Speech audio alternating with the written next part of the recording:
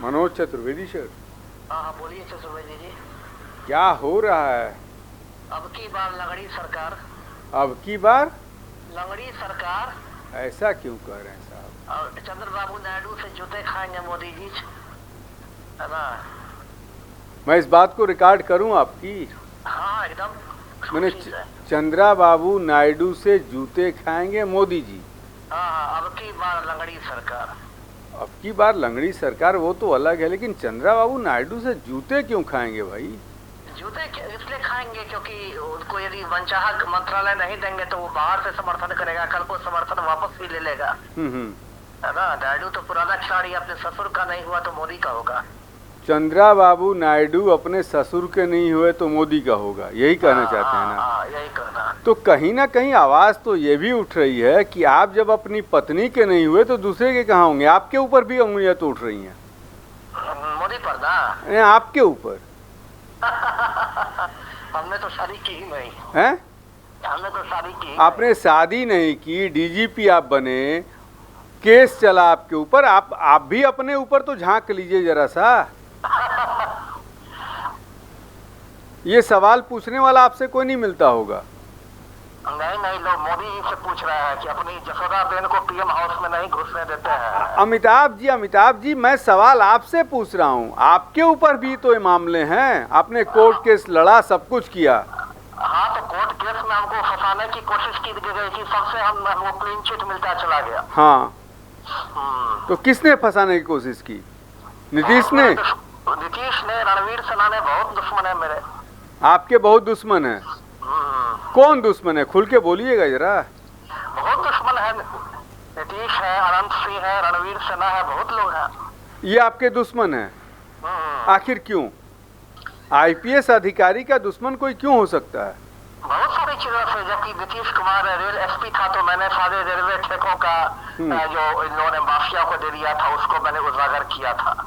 मैंने सीधा सीधी आप आरोप लगा रहे हैं नीतीश कुमार के ऊपर? हाँ नीतीश कुमार के ऊपर। तो आपके क्या लालू से संबंध अच्छे हैं?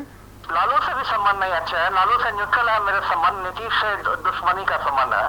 नीतीश से दुश्मनी क्या, लालू से भाईचारा है? भाईचारा नहीं, न्यूट्रल मैंने कहा, भाईचारा कभी नहीं कहा। यानी लालू के बेटे मुख्यमंत्री बन जाएंगे तो आपके लिए सहजता हो जाएगी कहीं? नहीं ऐसी कोई सहजता नहीं होगी। बहुत सारे कट्टर ब्राह्मण हमसे दुश्मनी रखते हैं, जो जनेऊ जिहादी लोग रहते हैं, है ना? जो चूंकि हम अम्बेडकर वादी हैं तो जनेऊ जिहादियों की आंख में खटकते हैं। अमिताभ जी बहुत से ऐसे ब्राह्मण हैं जनेऊधारी हैं, लेकिन उनके सचिव जो हैं वो अधिकारी अच्छे हैं। आपसे आप क्यों नफरत करते हैं जनेऊ वाले से? नहीं सभी से नहीं, मैंने जनेऊ जिहादियों की बात की। जनेऊ जिहादियों की? हाँ, तो जनेऊ जिहादी कौन है साहब, जरा खुल के तो बता दीजिए। जो कट्टर ब्राह्मण होते हैं, जो इस देश में मनवादी व्यवस्था कायम करना चाहते हैं, जो लोग मतलब दलितों और अल्पसंख्यकों को आगे बढ़ते नहीं देखना चाहते हैं, उनको मतलब जनेऊ जिहादी कहा जाता है। अच्छा, जनेऊ जिहादी कहा जाता है। जैसे आरएसएस के लोग सब जनेऊ जिहादी होते हैं। आरा साइड के लोग, जो आरएसएस के लोग, हाँ, जो हिंदू राष्ट्र के नाम पर जनेऊ जिहाद करते हैं। लेकिन क्या देश में जो व्यवस्था बन रही है वो सही है गलत है? व्यवस्था पीछे तो बहुत खराब हो गई थी, लेकिन अब तो इस बार के चुनाव में जो अब की बार लंगड़ी सरकार हुआ है तो उसके बाद तो अब मोदी औकात में आ गया है। अब तो यूक्रेन का युद्ध क्या रोकेगा, अब तो इसको चंद्रबाबू नायडू के जूते साफ करने पड़ेंगे। चंद्रबाबू नायडू के मोदी जूते साफ करेंगे? हाँ। अच्छा, आप इतनी बेबाक टिप्पणी जो कर देते हैं, आपको डर नहीं लगता है? नहीं डर नहीं लगता है? डर नहीं लगता। काहे? हम तो अपना चैनल बनाते हैं, दास बोले बिंदास, उसमें हमने लगातार बनाया है मोदी कूड़ेदान में जश्न हिंदुस्तान में, है ना? चंद्रबाबू के जूते पर नरेंद्र मोदी की नाक, है ना? लेकिन जनता ये पूछती है कि आपके ऊपर इतने केस जो चल रहे हैं आखिर क्यों? नहीं, चूंकि मैंने माफिया से लोहा लिया था इसलिए, माफिया से लोहा लिया था इसलिए मुझे घेराबंदी की कोशिश की जाती है। बहुत सारे लोग, रणवीर सेना वाले मेरे दुश्मन, अनंत सिंह, पलटू राम दुश्मन, जनेऊ जिहादियों से दुश्मनी, बहुत तरह के लोग हैं। आज प्रधानमंत्री शपथ लेंगे फिर से प्रधानमंत्री की, क्या कहना चाहेंगे, क्या संदेश देंगे उनको? अब प्रधानमंत्री को तो यही संदेश देंगे कि जब तक नायडू का जूता चमकाते रहेंगे तब तक उनकी कुर्सी सलामत रहेगी। जिस दिन चमकाना जूता बंद हो जाएगा उस दिन कुर्सी चली जाएगी। मैंने नायडू का जूता चमकाएंगे, नीतीश का नहीं? हाँ, नीतीश का भी चमकाएंगे, नायडू का भी चमकाएंगे, दोनों का चमकाएंगे। नायडू के पास ज्यादा सांसद है, इससे ज्यादा चमकाना होगा। अच्छा। क्या मैंने बीच में सरकार गिर सकती है?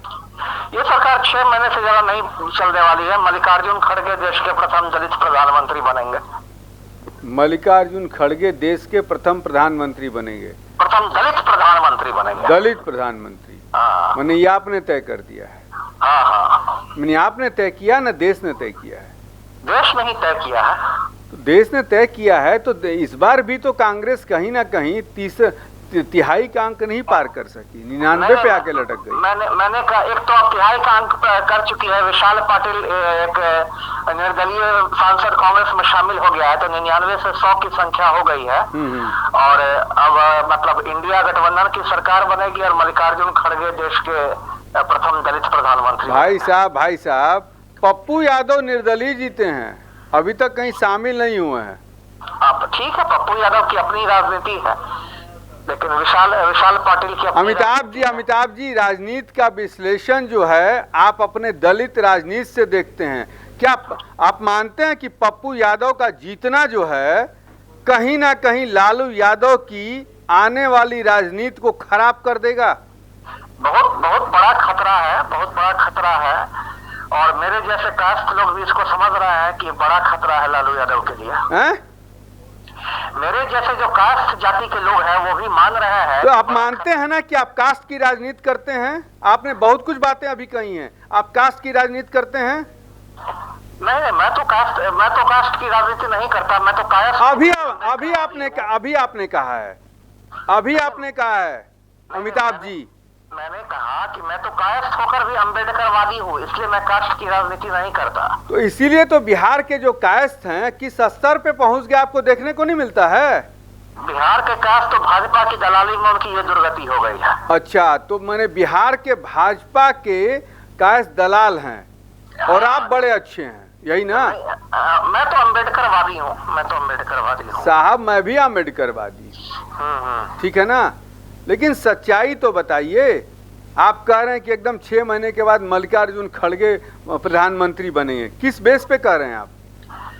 क्योंकि ये 3 टांग की सरकार है और मतलब अमिताभ जी बिहार की दिशा और राजनीति आप ही तय करेंगे क्या? नहीं, तय नहीं करूंगा, लेकिन हाँ मैं उसमें एक मजबूत आवाज तो हूँ। मजबूत आवाज कहाँ है आप? जिसकी पत्नी ने कहा जो केस लड़ रहा है, कहाँ आप किस चैनल पे आके जो ये बातें जो कह रहे हैं, क्या बात है साहब? नहीं, मतलब बिहार की मैं एक मजबूत आवाज हूँ। मेरे चैनल को लाखों लोग देखते हैं और मजबूत आवाज हूँ बिहार में। और मैंने मेवालाल चौधरी को हटवा दिया। जनेऊ जिहादियों को मुझसे दिक्कत है और इसको लोगों को दिक्कत है, तो एक मजबूत आवाज तो हूँ ही मैं। माननीय अमिताभ जी, आप अपने मियाँ मुट्ठी जो बन रहे हैं ना, ये बात सही नहीं है। सवालों का जवाब बड़ा सही से दीजिए। नहीं, मिट्ठू तो देखिए पप्पू यादव 25 साल के बाद आज सांसद बना है। पप्पू यादव तो मुझे लगता है बिहार के मुख्यमंत्री बन सकते हैं। जिस तरीके से उनकी गति बढ़ रही है वो तो बिहार के मुख्यमंत्री की बात छोड़ दीजिए। क्या पप्पू यादव लालू यादव को बांस कर सकता है कि नहीं कर सकता है? लालू यादव के लिए बहुत बड़ी राजनीतिक चुनौती तो बन गया है। लालू यादव के लिए बहुत बड़ी राजनीतिक चुनौती बन गया है। ऐसे भी जो 90 के दशक के बाद से जो मंडलीकरण हुआ है बिहार की राजनीति का, तो अब तो बिहार को पिछड़ी जाति के लोग ही चलाएंगे ना। तो या तो दलित चलाएंगे या पिछड़ी जाति। ये तो 90 के बाद से राजनीति ने तय कर दिया। अमिताभ जी आप IPS ऑफिसर रहे हैं, बिहार की राजनीति को चलाने के लिए चिराग पासवान भी काफी हैं। नहीं, चिराग पासवान तो नहीं है, तो चिराग में तेल नहीं है। वो तो अपना बिहार फर्स्ट बहनोई फर्स्ट में चले गए हैं। बिहार फर्स्ट बहनोई फर्स्ट। हाँ। अमिताभ दास से पूछा जाए कि बिहार को कौन चला सकता है तो कौन सा नाम होगा? बिहार के लिए मेरी नजर में सबसे अच्छा मतलब मुख्यमंत्री उम्मीदवार कांग्रेस की मीरा कुमार है। हाँ? कांग्रेस की श्रीमती मीरा कुमार है। मीरा कुमार। हाँ हाँ। तो भाई कहाँ सासाराम से उनके बेटे क्यों नहीं लड़े, क्या कारण क्या था? नहीं, मैं बेटा की बात नहीं कर रहा, मैं मीरा अरे कुमार साहब की जो बात पूछ कर रहा हूँ आप सवाल समझ रहे होंगे, काहे नहीं लड़े सासाराम से? नहीं, अब जो भी वजह हो, लेकिन मीरा कुमार लोकसभा फिर अमिताभ जी सब कुछ बात रिकॉर्ड हो रही है, काहे नहीं लड़े सासाराम से? अब वो तो पार्टी का निर्णय होगा। वो फिर पटना साहिब से लड़े। हाँ? और पटना साहिब से लड़े। अमिताभ जी आप दलितों की राजनीति करते हैं। नहीं, मैं अम्बेडकरवादी हूँ। मैंने दलितों की राजनीति नहीं की, मैं कायस्थ हूँ और अम्बेडकरवादी हूँ। अच्छा। और जनेऊ जिहादियों से मैं लोहा लेता हूँ, जो लोग मनवादी लोग हैं, जो कि एक मतलब शोषण पर आधारित समाज चलाते हैं, मैं उससे लोहा लेता हूँ। क्या मैं कहूँ, आप जवाब नहीं दे पा रहे हैं। जवाब तो देखिए मोदी ने न दे पाता है, तब ना मोदी ने एक भी प्रेस कॉन्फ्रेंस नहीं किया।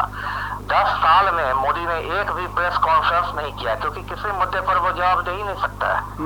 उससे लोग पूछेंगे कि 15 लाख का क्या हुआ, तो वो नहीं बोल सकता है। उससे लोग बोले, अरे साहब 15 लाख पे क्यों आते हैं? आपके ऊपर भी लांछन है। जब आप जसीडी में वो थे, एसपी थे, आपके ऊपर भी लांछन है बहुत कुछ। खोल दूं क्या मैं? लांछन तो देखिए नरेंद्र मोदी और हंसिए मत, आपके ऊपर भी जसीडी में लांछन थे, सुना दूं आपको? नहीं, बताइए ना। अमिताभ जी जितना सवाल करूं उतना का ही जवाब दीजिए। नहीं, किसी जनेऊ जिहादी ने लगा। जनेऊ जिहादी की बात मैंने आपसे किया ही नहीं है। आप कह रहे हैं इस बात को।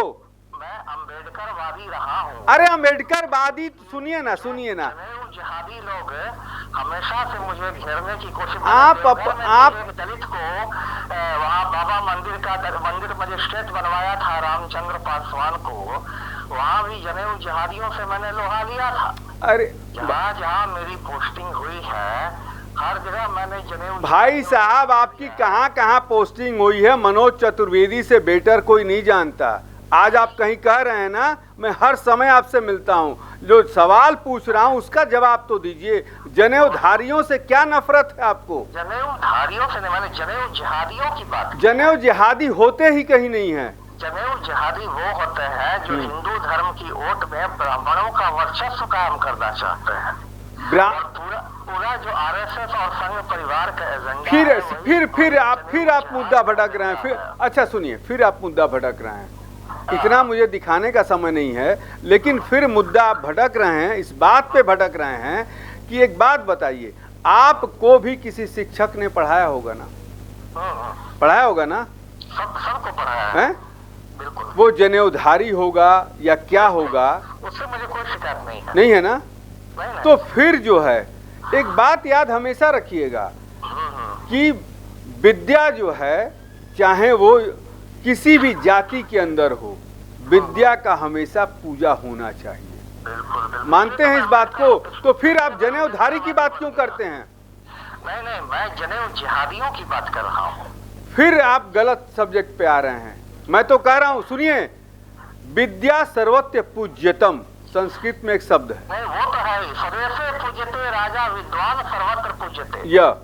तो फिर ये कहा गया है, लेकिन मैंने ये कहा कि मैं जनेऊ जिहादियों का विरोध करता हूँ, जो कि मनवादी मतलब सोच के होते हैं, जो लोग हिंदू संस्कृति की ओट में मतलब एक शोषण पर आधारित समाज बनाना चाहते हैं, जो पूरा आरएसएस और बीजेपी का एजेंडा है, जनेऊ जिहाद का एजेंडा, उसके खिलाफ मैं आवाज उठाता रहा। भाई साहब आरएसएस में तो ऐसे वैसे लोग हैं, कभी जाके मिलके देखिएगा उनके साथ। चलिए फाइनल क्वेश्चन आपसे पूछते हैं, मोदी की सरकार कितने दिन चलेगी? 5 से 6 महीने। लंगी कौन मारेगा? लंगड़ी दोनों मारेंगे, नायडू भी, पलटू राम भी। ये आपके सूत्र कह रहे हैं? ये मेरे सूत्र बनाते हैं। और मल्लिकार्जुन खड़गे देश के प्रथम दलित प्रधानमंत्री होंगे। मल्लिकार्जुन देश के प्रथम प्रधानमंत्री होंगे। प्रधानमंत्री ने प्रथम दलित प्रधानमंत्री। चलिए अमिताभ जी, आपने बात की निष्कर्ष भारत से, इसके लिए बहुत बहुत धन्यवाद। आपका भी।